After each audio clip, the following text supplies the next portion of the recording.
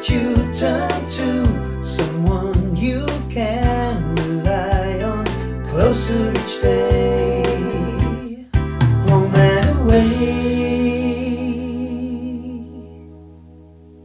Welcome to Home and Away, a Tottenham Hotspur podcast hosted by myself, Graham Spice, and Glenn Cowie, where we discuss all things Tottenham Hotspur with both a match attending and international supporters view. Glenn, are you good? I'm good. Well, I'm as good as we can be after I don't know quite what to call it. We'll get into it in a minute, I'm sure, but the debacle, the entertainment, the 9-goal Christmas present to the neutral, but I don't know what that was. But other than that, I'm pretty good. Despite the, as we tend to cover quite often here, I'm looking out the window. The weather isn't very nice here today. It's a chilly 19 degrees, but we're going to... It's all relative, Glenn. Yeah, no relative. It's been 4 degrees here most of the week. We'll be back up to 29 for Christmas Day and then 40 on Boxing Day, which is Celsius for our guest Iain Sawyer, who are introduced now. That's Celsius, of course, Iain, where you are currently situated. You probably operate more in a Fahrenheit world. But welcome, Iain. Remind us where you're based, and we'd like to get into a little bit on kind of why Spurs and time difference for you and where you watch the games. Sure. Well, thanks for having me on, lads. This is exciting. It's nice to talk with as many Spurs fans as humanly possible. Although right now it's kind of the same conversation again and again. So I live in Gaithersburg, Maryland, which, for those of you who don't know, is on the east coast of America, just north of Washington, D.C. I actually lived in D.C. for 5 years before moving to the suburbs when I bought a house and had a kid. Grew up in Oxfordshire. Yep. So come from a Spurs family of sorts. My dad's a Spurs fan. My older brother's a Spurs fan. My mum is a Manchester United fan, so I managed to dodge that bullet. So I became a true believer. But yeah, I moved here, I want to say, I think it was 10 years ago this year. I've been here for a while. It is currently, if we're talking about temperature, it's about like 30, 35 freedom units Fahrenheit. So yeah, it's a little chilly here. It's like quite bleak Christmas Eve. So yeah, I got into Spurs through my dad and through my older brother. I was born in the mid to late 80s.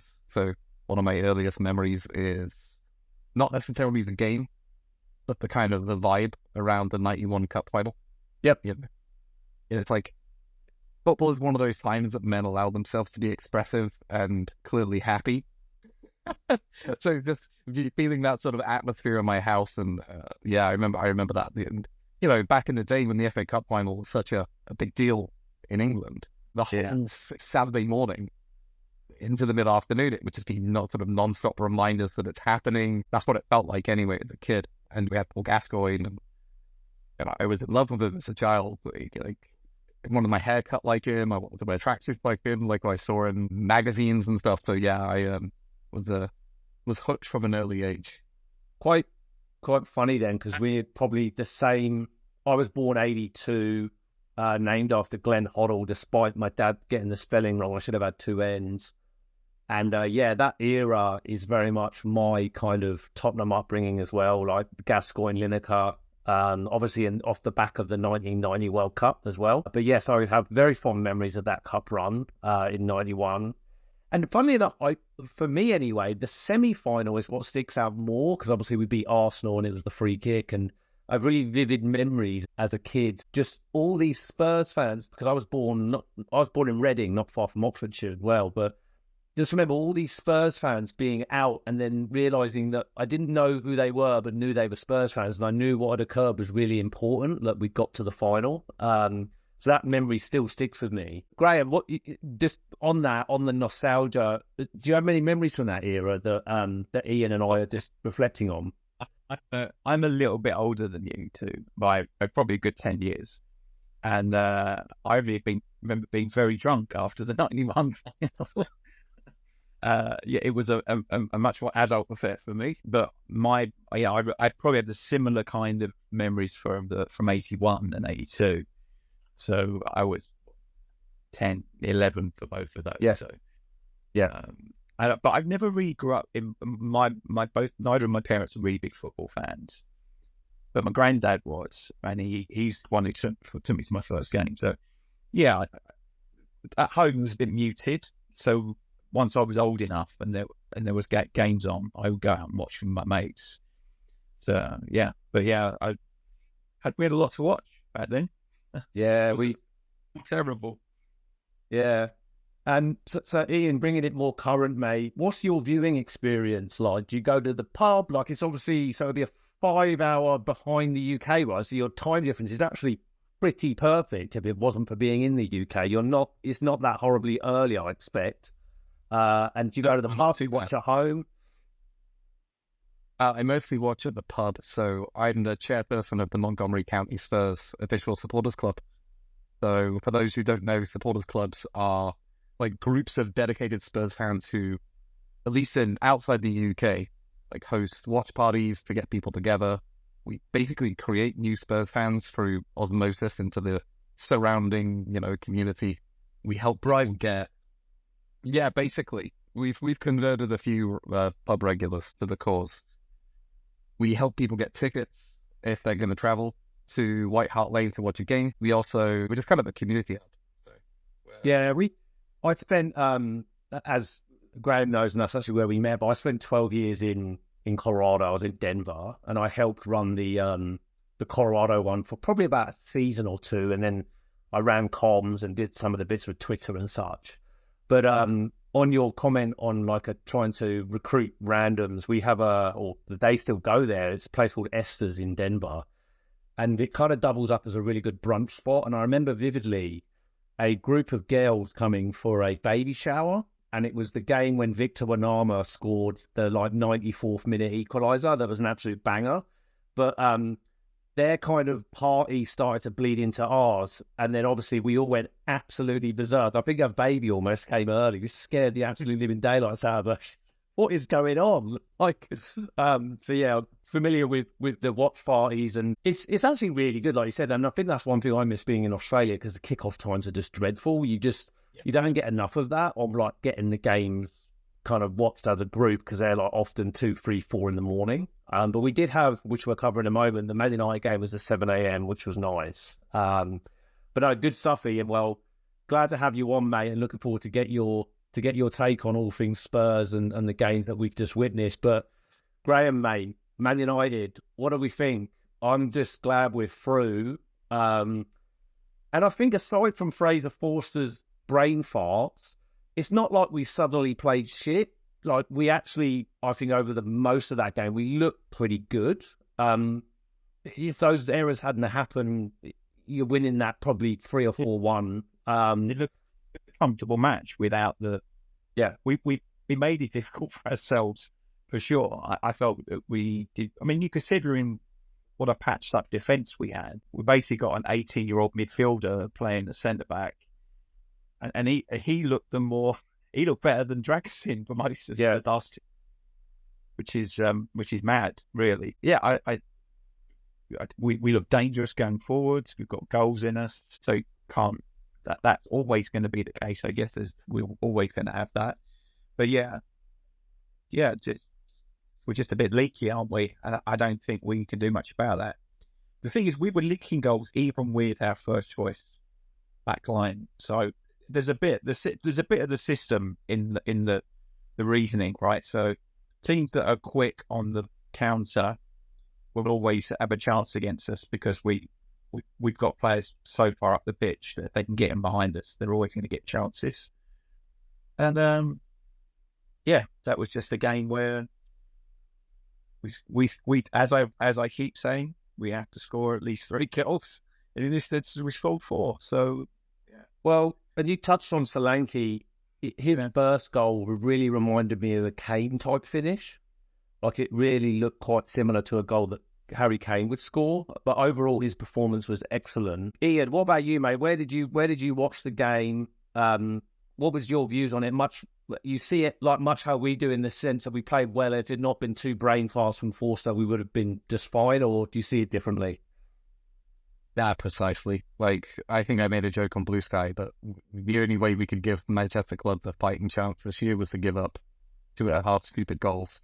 It's pretty fun. Like, I can't remember a time, if you told 10-year-old me that Spurs would beat Manchester United twice in a season comfortably, I wouldn't have believed you. Absolutely not. Yeah. Growing up with you in the shadow of Fergie.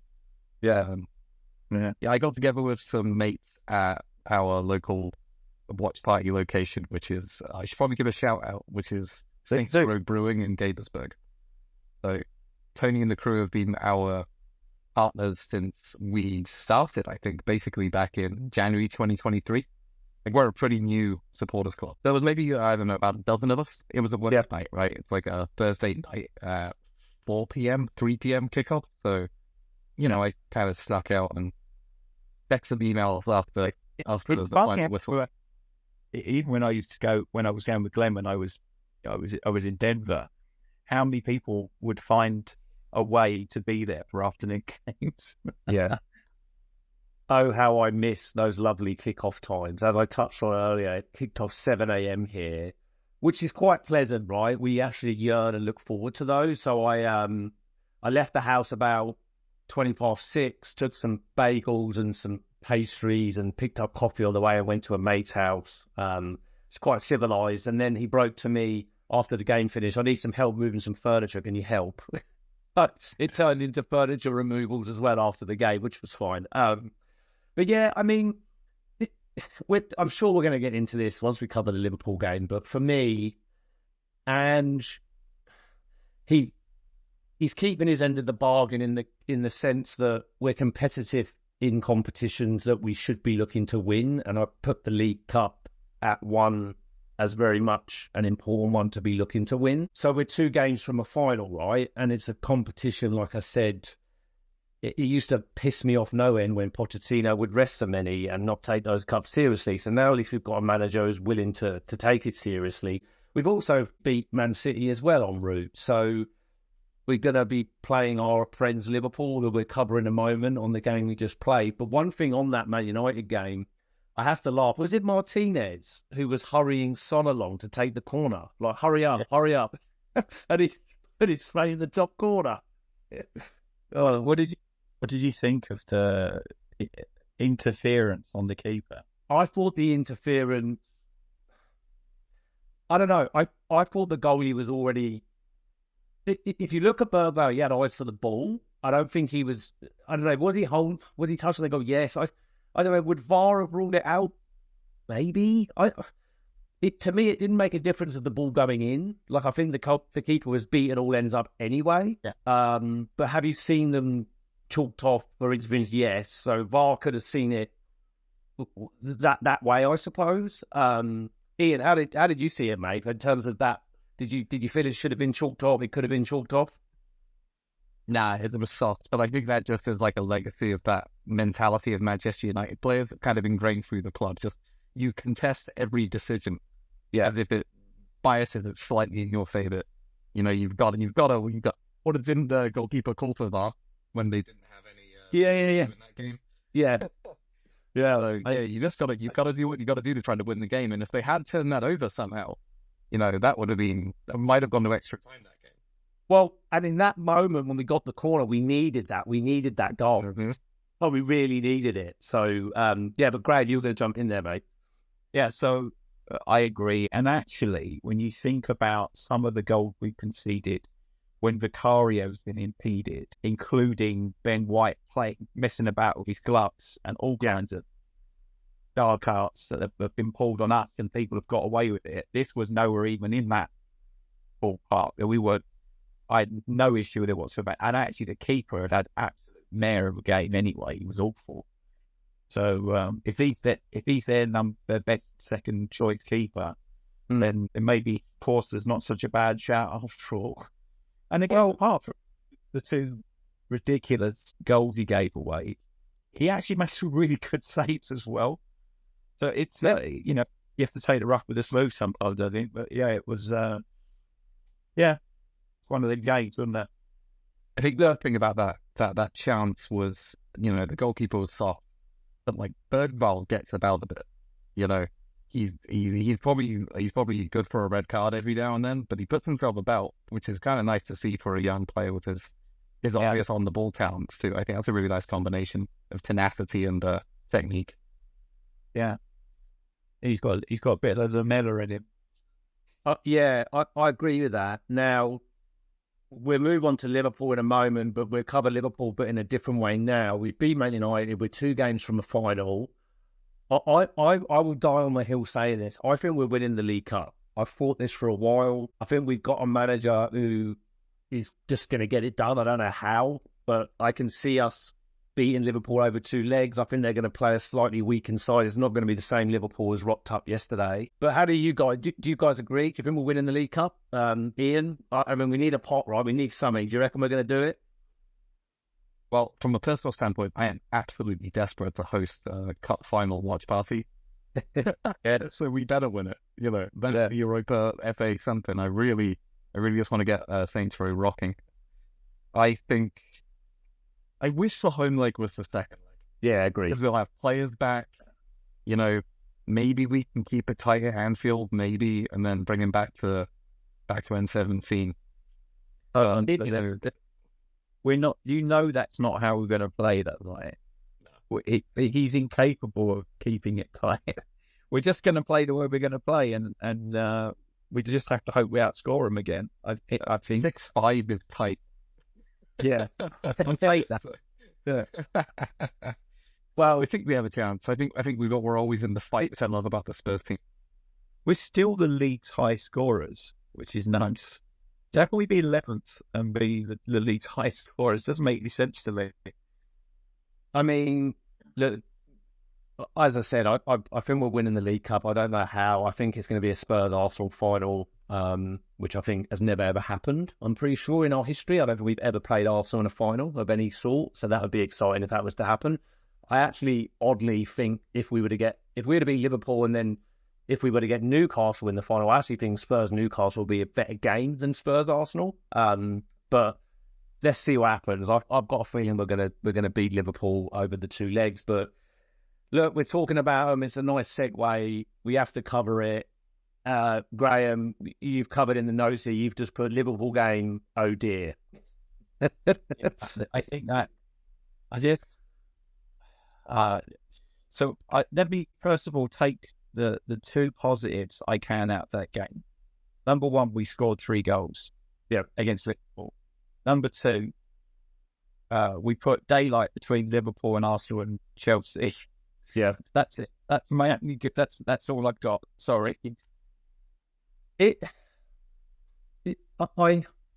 look at that Liverpool game in kind of the same way I looked at the Chelsea game last season when it all went a bit wrong very quickly.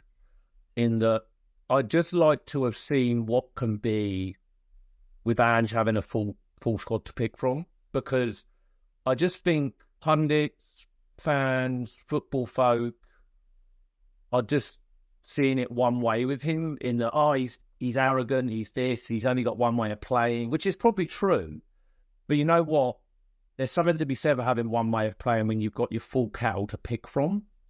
And I don't know, there are many fans, I'm in a few other groups, saying, he should have set up like this, he should have closed out the midfield, he should have done that, he should have done this. I still don't think it would have made a great deal of difference with the players he had available. I think any system, okay, if you play more in midfield, so who are you taking out the team? If you're going to try and go more defensive, then you're just going to get overrun somewhere else and you're still going to lose the game. I would actually rather see us lose 6-3 than see us lose 4-1. Like, I know that sounds weird, but we stuck to our principles. It almost didn't matter. You're right. It didn't matter which formation we played. Ultimately, we had those 4 defenders to choose from. Obviously, one we had Udogie on the bench, I think, right? Yeah. But that's, and I think because both him and Porro were absolutely running on empty. Yeah. I don't know, it was a weird game, and I don't know, I watched the whole thing. Because I watched it on delay. It was a 3:30 in the morning kickoff for me on Monday. I started it at about 7. At 5-1, it was 60 minutes. I could have easily turned it off, right, and checked the score and just moved on with my day. But I was like, no, I'm just going to sit and just character building. I think I thought it was going to go 8-9, and then we got another one, and they got another one. So I don't know, like, every time this happens, it seems that there's all this fallout. is ours the right guy? Do we need to stick with him? I think we do. I think he's keeping us close enough to that top 6, top 7. When we get players back, when we get into the January window, he's already come out and said there may be a change in approach in the window in terms of getting some more experience in the door, which I think is needed.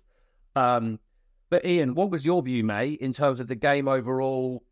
Are you beside yourself in what the fuck is this manager doing, like a few fans are, or are you happy to go with it still, or where do you sit? I'm a bit of a happy clapper. I think that there's so much good in this team, and I think you hit the nail on the head. It was a weird result. And right now, we're a weird team. You've got an 18-year-old championship experience, obviously quality player, playing centre half. You've got Jed Spencer, who for the first time in his first ever home Premier League start for us. Yeah. Like, it's just, we're a weird team. I'm not going to lose any more hair over it than I already have supporting Spurs for the last 30 odd years. For those that don't know, I'm bald. Yeah, for those that can't see you. Yeah. So, like, I wouldn't say who cares, but, like, it was like a free hit. We turned up, we got a good look at Liverpool. Like, we all know what to expect in January and February now. And they were just imperious. They were technically leagues ahead of us. They were physically leagues ahead of us. So for us to get 3 punches in on them is something. There's something there that if you can just flesh that out in the squad and build around it, like, you can possibly do something special with that. But I don't see, like, how you could look at this team and say, well, Anne should be more defensive. But with who? Yeah. You know, you can't even play 3 centre halves at the moment. Yeah. As Ben Davies probably isn't back until late December, early January. So, weird team. And that's probably like a strength for us right now. You know, we're unpredictable. Teams don't know what they're going to get. And we're going to keep them honest for 90 minutes. Like, we could have sat back. And I'm kind of conflicted on this. Like, I like that we kept going at Liverpool. And I partially think that it was to kind of scare them a bit before the semis. Like, it isn't, we're not going to make it easy for you. Like, you're obviously winning, you're obviously better than us, but we're not going to make it easy. But I wish that we'd conserve some energy, because we're playing Nottingham Forest on Boxing Day, and then a Wolves team who I think just beat Leicester 3-0. So they're resurgent, Wolves got a new manager, and Forest are up there, right? Exactly. So we'll see, but it was, you know what, at least we had something to cheer, you know? Like, yeah, all those people in the stadium. Just looking at the injury list, and the only ones that I think we might have back in time for the games in January will be, obviously, Benson Kerr's back on Boxing Day. He's completed his suspension. And Ben Davies might be back. So that gives us at least another centre-back, left-back option. But yeah, not a lot of hope there. Richarlison, 15th for the first, so he could be back for the second leg. I love Richie, but I've lost kind of hope that even if he were back, he'd be able to do meaningful minutes. He's getting 10 minutes at the end of games, right? He's having collecting for now. Every time he plays more than 10 minutes, his biscuit legs fall apart. It's like he's got serious problems with staying fit, hasn't he? Never mind. But, and if you look away ahead, what is ahead of us in the league as well as far as fixtures, we pretty much play everyone that's above us, right? Which I view as a positive. And all respect to Nottingham Forest and Bournemouth, they're there on merit, 4th and 5th respectively. But there are teams, those 2 teams are teams that you think, if on our day, if we can show up and play good football, we can beat them. And they're above us currently. We're on 23 points, Bournemouth 28, Forest 31, and we still got to play Forest twice. So I think, like I said, I think Ange at the moment is doing just enough in keeping us in touch. But should he lose to Forest, which might happen, and then to Wolves, I don't know, then we're actually closer to 16th than we are to kind of top 5, top 6. So it's a weird season as well, in that nobody seems to really want to be putting much of a glove on Liverpool. I mean, Chelsea aside, they're playing good. Arsenal have had wobbles.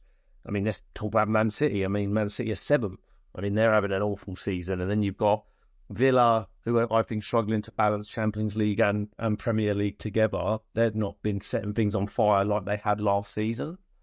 So it's still incredibly tight. If we can string some results together, if we can get some players back, and then we can go to the window and bring some more experience in, I don't see this manager being fired. I don't see the point in that, despite what's happening. And in every press conference after a defeat, he seems to be quizzed on his style, and he seems to be a bit irritated by that. And I think his answer recently was, what we're trying to build here is going to yield us success. We think that's going to yield us success. And I just had a bit of a feeling yesterday, like, imagine if he's right. Like, maybe we just go all in on this guy, and maybe he's going to be right. Maybe that is going to play out, and we get the players back, and he gets some more in a window, and maybe we win something. We're currently in 4 competitions, right? So, I don't know. Graham, I mean, do you see it that way? If he doesn't get the results against Forest and Wolves, do you see Levy pulling the trigger again, or do you think we're just all in on him as far as the new model here? I think it's a battle of wills, right? Between Levy, Postecoglou and the fans. Yeah. Levy tends to act when the manager loses the fans. From previous experience, like where Conte, it happened. Probably Mourinho, it did happen, but probably the timing was weird because of the cup final. That was stupid, in my opinion. Yeah, but yeah, I don't know. I think the fans are still pretty split. Yeah, I think it's still there's a lot of negativity, but I've got a feeling that the negative ones are louder and are not necessarily more in number, they're just louder. And I don't think that helps because I think also it gets amplified on social media, so you see a lot of it. But I don't know. I do think that there are I think a lot of the issues could be coached out of the players. I just certainly not like, if for me, he's Andy's big weakness is, you want to play high line, you want to play attacking football, but that doesn't mean the team should know how to defend a corner. That's unforgivable, all right? That's just coaching, and I don't see how that impacts the style of play in possession of the ball. This is about how do we defend set pieces and corners and free kicks around the box. Because we've conceded a lot of goals even in this calendar year, right? A lot. And my only other worry is, like, you're right. We're probably 3 good wins away from everything looks a lot rosier, right? Yeah. But over 2024, we played 42 games. We've lost 20 games. Now, the last season was poor. If you take that out, the average number of goals scored and average points, it was poor. So this season is almost like last season, but without the 10-game run that we had it. So I want to give the guy time. It's great to watch when it works. We just need to find a way to make it work more often, because at the moment it doesn't work against really crappy teams who sit with a really low block and defend really deep and then hits on the break. They've caught us out on a few occasions. And then it's worked really well against Man United and Man City, but it hasn't worked against Liverpool and Chelsea. So it's I don't know. I'm torn a bit, really. I want it to work, but I think to ignore the limitations that we've got at the moment, and I don't think they're just about the play. I do think there's an issue with the way that he's playing, but that's not to say he couldn't tweak it. I'm not asking him to completely change his philosophy on football. I'm just asking him to take into consideration things that everybody can see it happening on the pitch, and that doesn't mean drop everyone 30 meters deeper and play a completely different way. But I think there are things that, whether those are individual mistakes or whether they are, he can't legislate for those. But I think that there are things that he could do differently. And the other thing, I think I've mentioned this before, I'm concerned about the coaching team, because most managers have a nucleus of a coaching team that they work with all the time. They are like hive mind. They all share the same philosophy. They think the same way about football. And Pochettino was like that, right? He had this team that he takes everywhere he goes. And Ange doesn't do that. He tends to kind of, he treats it almost like he brings in apprentices, like people who you know, they're not, I'm not saying they're bad coaches. They're obviously good coaches. But I wonder whether we have too many like generic coaches and not enough specialist coaches. They're all okay, but for instance, is our defensive coach got any specialism in set pieces? Because at the moment, I don't see any evidence of that. Well, yeah, like, right? It's yeah. And so maybe, I don't know, maybe he tends to refresh the group quite often because they get offered jobs and they move on anyway. But we seem to have got just a bunch of general coaches, and I wonder whether, like, I always remember that Italian set piece coach that we had when Conte was there, and the difference it made to us taking corners. It was a defensive set piece coach, not defensive, unfortunately. But it really made a difference. You could see it on the pitch. We scored more goals. We scored the most goals from set pieces in a season when he was there. So sometimes I think that's necessary. I just don't know. I'm maybe it's kind of like, if you think of it as a kind of endless year report. I think we can see what he's trying to do. We want it to work. Yeah. But it still needs some massaging. Well, what's funny for me as well is I don't think it can be ignored that this manager and this team that he's got around him did get us fifth in the league, back into Europe without Harry Kane in the team, right? Mm-hmm. It's almost like it's weird. This is almost like what you'd expect in his first 6 months, not going into 18 months. So do you then look at the injuries and the mitigating circumstances? That's why I give him a bit of a pass on he's keeping us somewhat competitive here. Let's give him a pass because he needs his players back. Ian, how do you see it, mate, broadly with Ange? Like, in terms of, is he the guy that, do you see it like Graham does or a little differently? I think he's made a hard bet for himself, right? Like I like the way that he thinks about football. I like the way he wants to grab a game, a bit like Liverpool did to us, and just suffocate the other teammate. That's kind of, I like that a lot. It was a bit like Pochettino would play, where you would just see us turning the ball over up in the final third and just hounding the other team. Like that's like the aggression and pressure, I think, is exciting to watch, and it's a way to control a game without necessarily like Mourinho ball dropping back into your penalty box and just box defending for 60 minutes. But I do have questions of whether his methods are causing these hamstring injuries. I mean, I know that there's been reports that we saw this at Celtic, but we're seeing it again now in the second season, which wasn't supposed to happen. And I wonder if the intensity of the Premier League is just a step up to his style of play and how he prefers to play. But there are mitigating circumstances, right? I mean, a lot of this you can put at Levy's door, like in terms of when we became a Champions League club, were we ready for that phase? You know, were we putting in place the structures that we needed to be bringing through youth effectively, to be spending our wage bill? Like, I know we had the stadium, but we're doing a lot of it now with Scott Munn and with Johan Lange, and it seems like we're playing catch up when we should have possibly been doing it in 2020, pandemic aside. Yeah, I'm Villa was doing it at that time. You make a good point, but I also think if you maybe not the quality of the players we brought in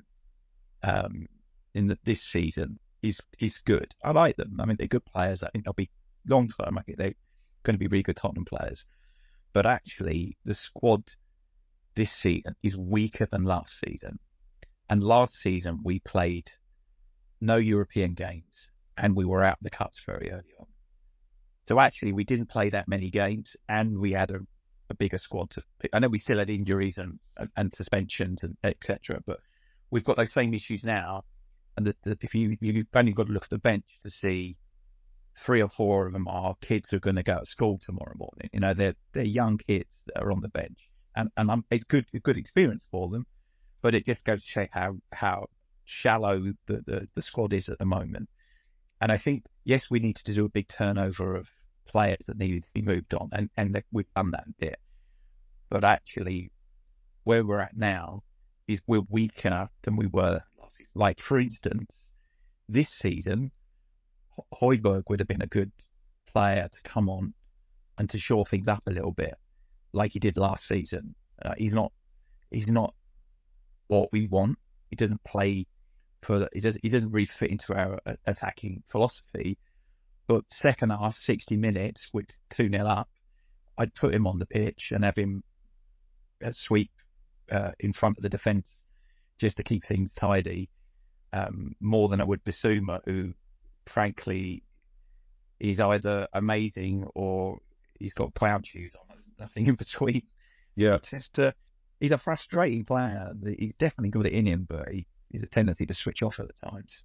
And having him coming off the bench, though, right?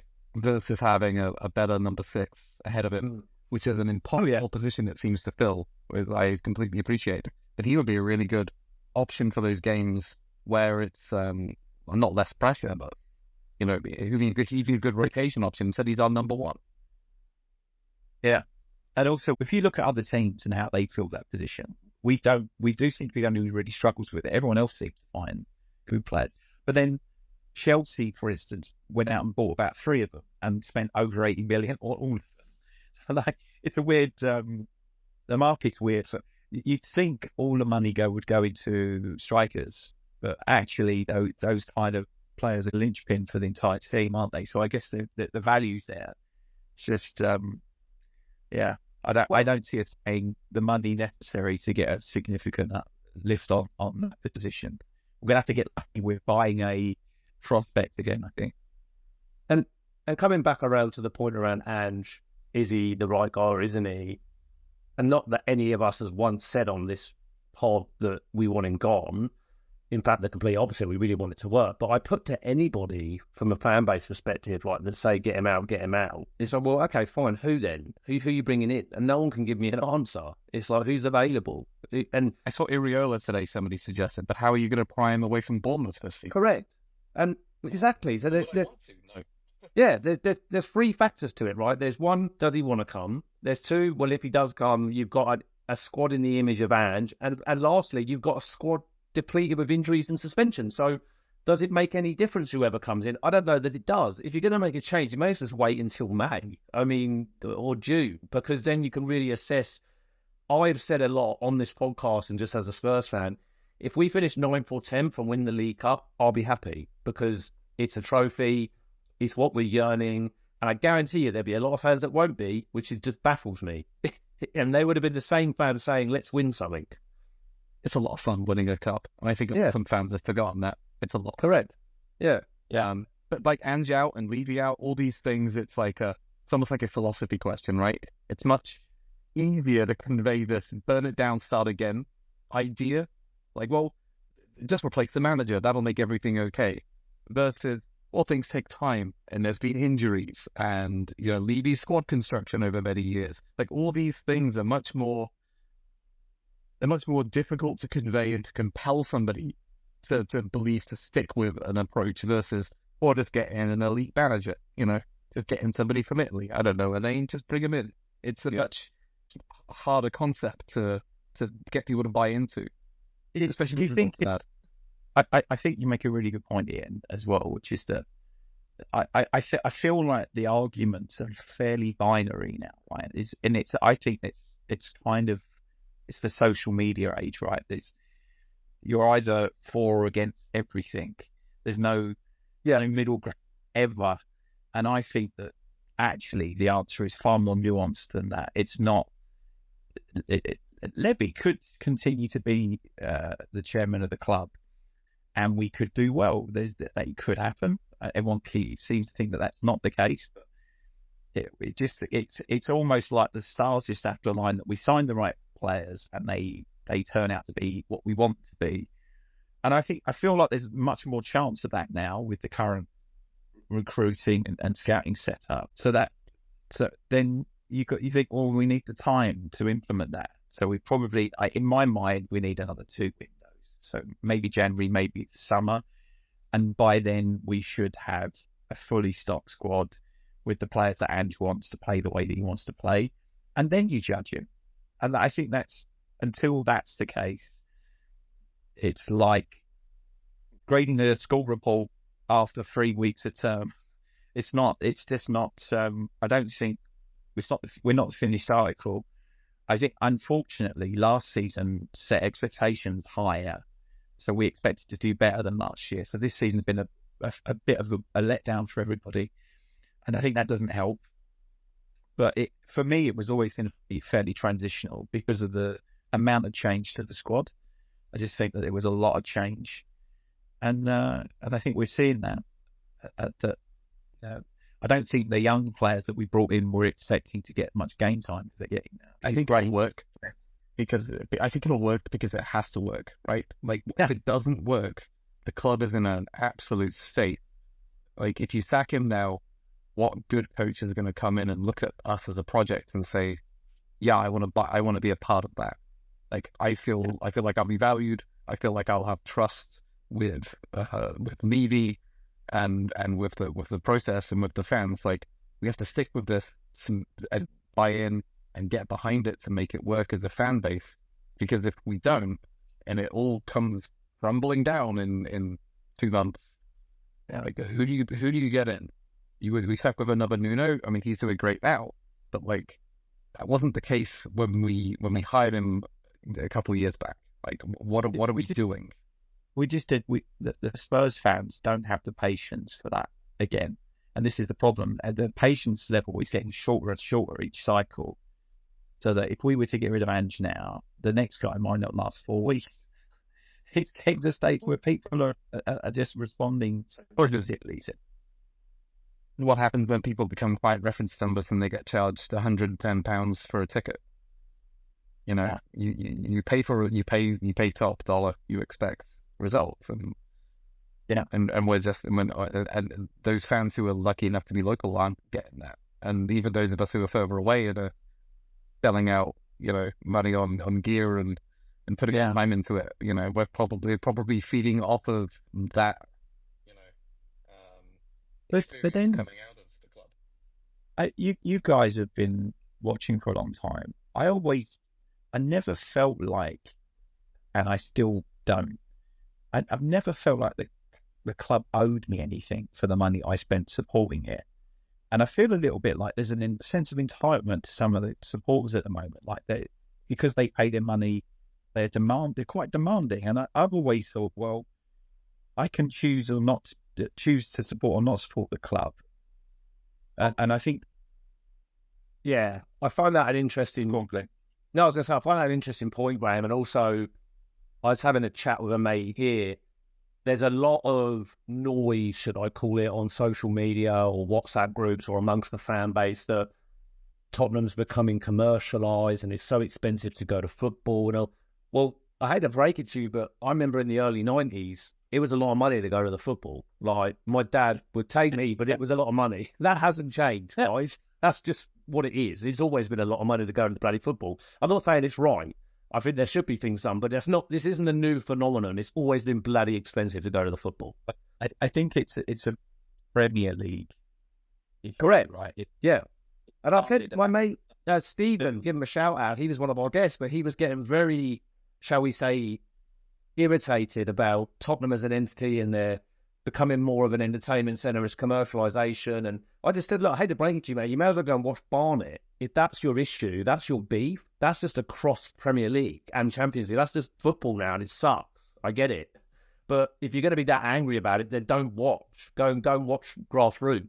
But I've been feverishly writing some notes here because I just want to come back to a point Graham just made around Levy. And Levy could be chairman and we could easily end up being successful and we could do that under the same ownership. I just want to read some stats, right?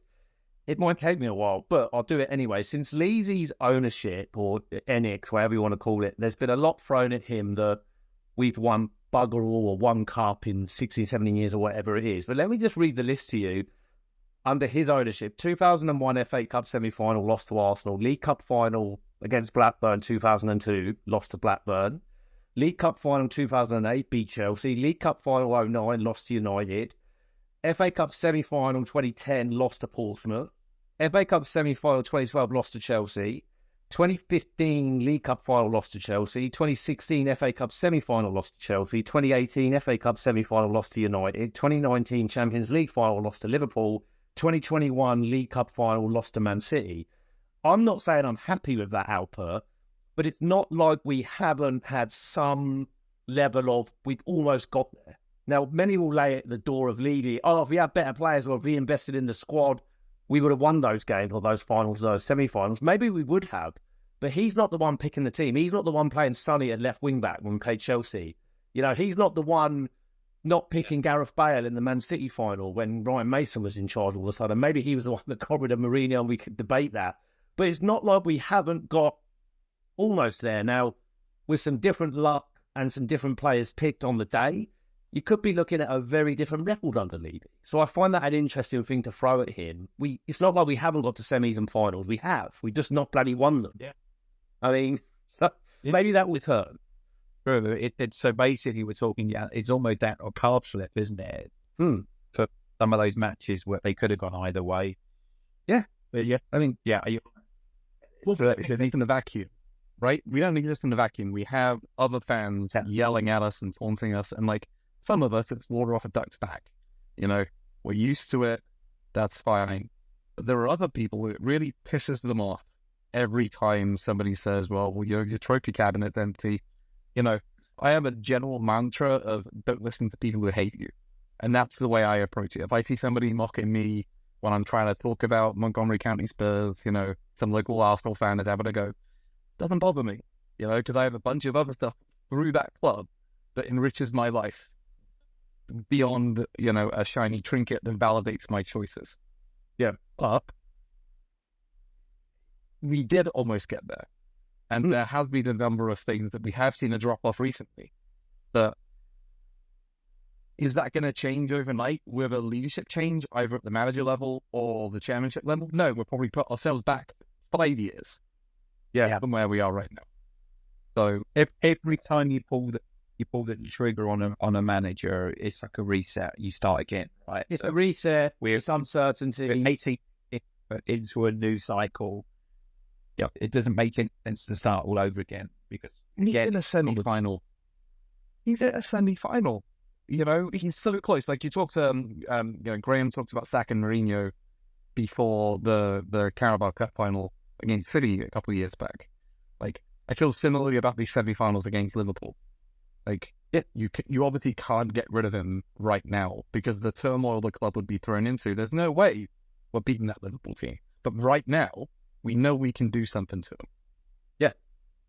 And look, I don't want to edge my bets here, but I would also suggest that the Liverpool team that played the other day isn't going to be the same 11. Now, would it matter? We don't know. It remains to be seen. But I know I'll give ourselves more than half a chance against them, right? More than half a chance, for sure.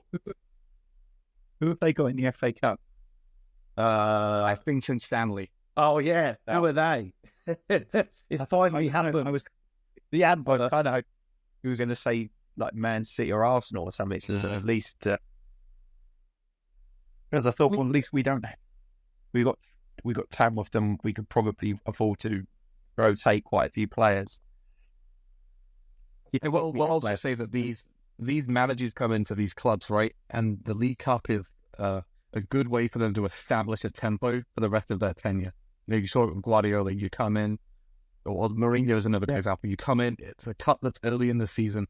I bet you that Slot's going to be looking at least at the Anfield leg of playing his first 11 to ensure they get to that cup final and can win a trophy early in the season to get that monkey off his back. So I'm a little skeptical that he's going to rotate heavily. We saw that with Klopp, but Klopp had also at the time that they won the League Cup, rotating against Chelsea, they'd already won a Champions League final and the Premier League. I think Slot's going to want to establish that he's a winning coach in an English system pretty quickly. So I don't buy into that quite. Yeah. And actually, from our perspective, we're so short on players that we don't really have a lot of choices to make, right? I guess that the only choices we've really got to make are, do you play Johnson? And I noticed he's been left out the last couple of games because I think Kulusevski has been so influential and balanced. The team balance was good. But then the other one is with Bentancur back, then he probably comes in replace of Zuma, I guess. Because I think we need the legs of Sarr. So he's been playing a lot again, and maybe we're just running them all into the ground. Just touch on Kulusevski there. I have a point to make on him, and I've said it a few times. I was really surprised when Maddison gave the captain armband to Forster when he went off yesterday against Liverpool. And I know it follows kind of club hierarchy. It's Son, I think it's then Romero and Maddison. So obviously now it's Forster, which is weird because he's our backup goalie. I think Kulusevski should be, in the absence of Son. Personally, I think Kulusevski should be our captain. I think the boy cares, and he's one of the few out there that's putting a shift in every single week consistently. He's playing well. So yeah, just a point I wanted to make on him. I think he could and should be our captain. Did you see that? I don't think that Forster wanted it either. He tried to give the arm back. Yeah, And then you touch on players available, Graham. We've got the South Korean lad, Young Min. Yeah, Young Min. Yeah. Maybe he'll go into the squad against Tamworth. Who knows when he's going to be ready? But yeah, hopefully we see him sooner than later. Ian, did you have a point there? Maybe you're going to interject on something else. I did. I was going to make a comment about Forster being captain. We also saw earlier in the season that Vicario got the captain's armband when the vice captain came off. So I wonder if it's just like a team protocol. It's nothing. Don't read too much into it. It's just what they do when there isn't someone else to pick from. Something I wanted to say around captains. I don't think any of our captains or vice captains are captain material. Correct. They might be good players, but not one of them was shouting at anybody, trying to get them back up again after conceding. And it happens too often. I don't think that it's like silence on the pitch. I don't see anyone who's any real leadership on the pitch. It's all very well doing a huddle before the game or, like giving everyone a hug after we've lost. It's too late then. I want someone who's going to be able to affect change on the pitch and could be effectively the manager's vessel on the pitch to make sure that everyone's doing what they're supposed to be doing. And we've all seen instances where there are players who aren't pulling their weight, like Werner should have been called out by the players on the pitch if he's not having a good game.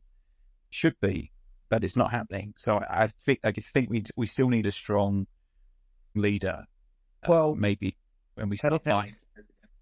And it's funny, we as Graham knows, Ian, I play 5-side every Monday night, and we've got a lovely lad who plays. His name's Andy. He's from Stoke. Good player as well, really good player. And let's just say he's quite vocal. And we had someone fill in for us the other week, and he wasn't really putting a shift in. And Andy made sure he was aware that he wasn't putting a fucking shift in. And then the fill-in looked at me like, bloody hell, just a bit of fun in it. And I went, not according to Andy. But you need that. Sometimes you need that in a team, right? You absolutely need it at the highest level. So we're getting it on a Monday night in St Kilda. I mean, you need that around you to up you and to keep you honest. If you think probably little bits of leadership generally, rather than one bloke, screaming hit in somebody's face, I'd rather see like an even spread of it. Correct. I'm not sure we have that because I'm not a huge believer in the captain's armband being anything more than kind of a symbol. We talk about lack of leaders in the squad. I mean, you tell that to the South Korean team. It's very context dependent, maybe, where our players are leaders, but we don't see it in the Premier League game.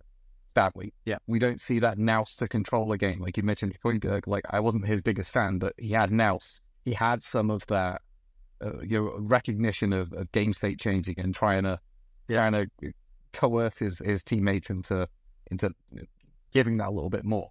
So maybe we do need, a Michael Dawson or yelling at somebody. I don't know, but I don't even care if they don't get the armband. I just want someone who it takes that role on the pitch. Can be completely different person as far as I'm concerned. Could be one or could be multiple people. We just like it to see more of it. I think it's missing. Have you seen any of the names that have been banded around for transfers in the January window? Well, I haven't really paid too much attention to the apparent rumours. I keep talking about a player, which I don't even know if he's available or wants to come back to Premier League, but I think someone like a Jordan Henderson, as I mentioned a few times on here, would be a really good signing if he wants to come back from Ajax. I think he had, as I've touched on this before, tax issues on his move to Saudi and why he couldn't come straight back to England. I think that's now been resolved. But someone in that mould, and then it sounds like Ange is saying that there's an experienced crop. We're going to change our strategy for this window because that's what we need. But have you actually seen names, Graham, listed players' names on who we're after? The one I saw was Ben Godfrey. Yeah, I think he went to Atalanta from Everton for about 10 million, but he's not really been playing for them. But yeah, that's the only one I've really seen at the moment. Let's see what else we got. We run a tight ship now. Yeah. Coming back to Glenn. Yeah, that's true, actually. We don't. I mean, I don't love the idea of bringing in Henderson, but to make a comparison to the mid-2000s, when we brought in Noureddin Neighbour, Edgar Davids, to some teams and lended some of that experience, I hope we don't have to go that route personally, because I'd like to look for something which is going to give us a player who can give us 5 years, or more. But I can see where you're coming from. Yeah. And even if it's like a 6-month deal to get us to the end of the season, right? As someone to come in and help close out games and stop the stupidity, and like you said, have a bit of leadership out there, grabbing someone by the scruff of the neck, saying you're not doing your bloody job, mate. Do better. We just lack so much of that. Where do you squeeze them in? That's the other issue, right? Yeah.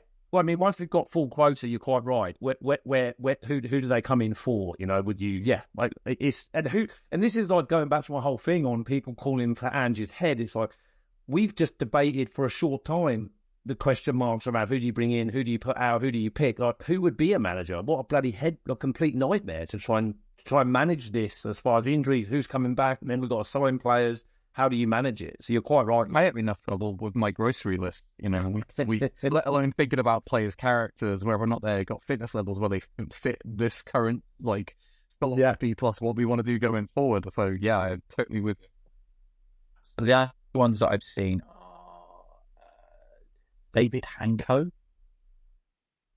who is a final centre back.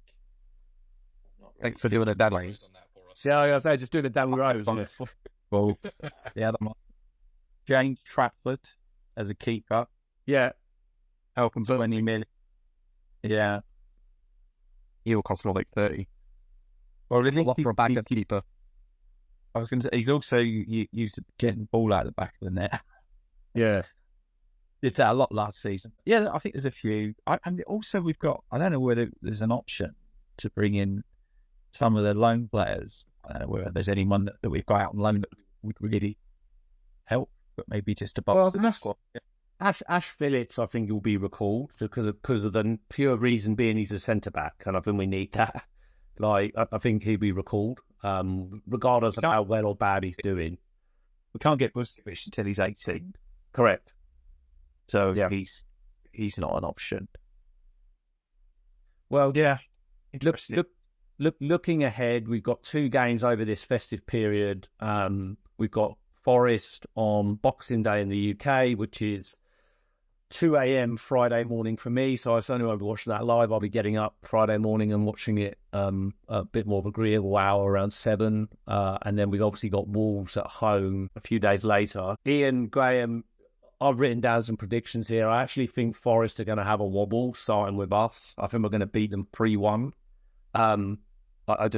In Graham's point of you have to score 3 to win a game, I can see us just turning it on and sorting it out. And then we've obviously got Wolves at home. I actually worry about our home fixtures more than I do our away form sometimes. We haven't won at home since November 4th against Villa, which seems like an age ago. But I think that changes on the game against Wolves. I do think we win, and I'm going to go 4-2. There's always going to be goals with us. I don't know where this optimism's coming from, guys, but I don't know. I just see something in the little glimpses we see of us going forward, even against Liverpool, right? We play some good stuff going forward at times. Graham, I think you disagree with that, right? You've got us down to lose against Forest last time we were messaging about it. Forest is a tough game.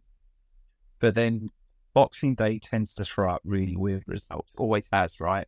Yeah. I can see a draw, maybe a 1-1 draw. Score draw. And then the Wolves game, do you reckon we're winning? Finally win a home game after almost 2 months? Yeah, I think so. I'd say a 3-1 home win. Awesome. Well, let's hope, because our predictions couldn't be more wrong for the Liverpool game. I always thought we'd see goals, but I didn't think we'd see 9 goals and concede 6. But Ian, over to you, mate. Forest and Wolves, how do you see it, mate? I'm going to echo Graham. I think it'll be a score draw against Forest, and I'm hoping for a home win. Yeah, they deserve it. The fans have been singing. Yeah, they were singing throughout that Liverpool game. Yeah. Well, they deserve it. Whatever happens in those games, we're quickly hurtling towards, as we just discussed, the January window. I think the January window tells us more about the vision of this club and who is our manager than the results do, because if we go into that window and Aaron still has a job and he's seemingly backed and we sign a couple of players in his image, he's clearly not being fired, right? We're clearly in this for the longer term, whatever the longer term means. I don't see him going before the end of the season if we back him in the window. So window's open soon, and let's see. I also think that if we were going to sack him, we would have done it before the start of the window. Yes, because we would want to give a new manager the opportunity to choose players. Not to say that he couldn't be sacked after the window, but it would make more sense if that was the case. The only thing I was going to ask, do you expect to see any changes for the Forest game? Well, the Forest game, the one change I expect to see would be Basuma coming out for Bentancur. I think that absolutely happens, but even if Basuma had been playing amazing, which he hasn't, he's had spells of looking okay, we need to freshen it up, right? Bentancur's been suspended, he's not been injured, so he should be raring to go. So I'd get him in. And maybe I make an argument for Spence to right back, because I actually think he's been the one shining light. Spence to right back, who doggy back to left back, could be another change, and that gives a bit of a break to Porro again. That's about it. Porro was poor against Liverpool, and I would be. I think he's tired. Yeah, he's played a lot, so I would go with that change as well. If I can interject, I think we'll see Johnson come in too against his old club. Yeah, I hope so. And maybe Kulusevski to sub out the Sa to give him a rest. Yeah, maybe. I think you get so much from Kulusevski, especially when he's just given that free role. And it's almost like whenever he and Maddison play in the same team, it doesn't seem to work. It works really well, though. Yeah. I looks like a team. I could see him putting Maddison on the bench again, and maybe bringing Johnson in for him. Johnson sat twice now, right? That's two games in a row he sat on the bench. Yeah. So nice. Well, I don't have much more else to add, guys. Ian, pleasure to have you on. Thanks for making the time in your afternoon and close to the Christmas season. I'll start us off with "Come on, you Spurs" and "Merry Christmas." Yeah, Merry Christmas, everybody. Thanks for everyone who has listened in. Please like and subscribe to the podcast to tickle the algorithm so we can get in front of more Tottenham supporters. And to close us out, come on, you Spurs. You can contact us on email at tottenhamhomeandaway@gmail.com or on Twitter X @TottenhamH&A. Let me be the one that you turn to, someone you can rely on, closer each day, home and away.